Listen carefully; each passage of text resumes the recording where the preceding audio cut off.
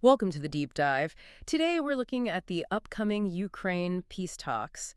Quite a significant development. Absolutely. And there's a key piece of news from Reuters yesterday, May 14th. Right, the article, Putin and Trump skip Ukraine peace talks. It highlights that two, well, very influential figures won't be there. Vladimir Putin, Donald Trump, yeah. So our aim here is to really just unpack the reported reasons for their absence based on that article and maybe, think about what it suggests. Okay, well, the first thing that's really striking, mentioned in the report, is who proposed these talks in the first place. Oh, right. It was Putin himself, wasn't it? Exactly. Wow. He suggested this peace initiative. Yeah. So his absence now is interesting, to say the least. But that does make you pause, yeah. Proposed talks, then don't attend. And the summit's location is set for Switzerland. That's correct, Switzerland.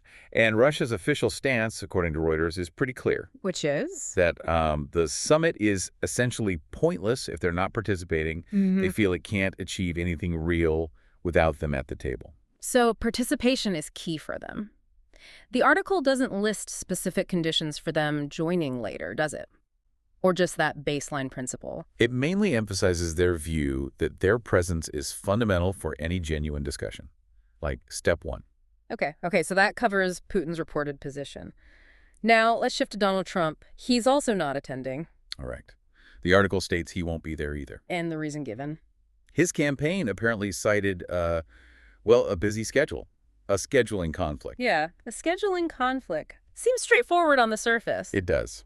But given his, past involvement and potential future influence, you do wonder, though the article doesn't really speculate beyond the schedule reason, right? No, it sticks to reporting the campaign statement on that, just the scheduling issue. So taking a step back, what the article presents us with is the leader of one of the main parties in the conflict and a very influential former U.S. president both skipping these talks. Yeah, and that naturally raises questions, doesn't it, about how effective these talks can actually be. It really does. I mean, how does a peace process even work when such key players decide, for whatever stated reason, not to be present? Does it limit the outcomes from the start?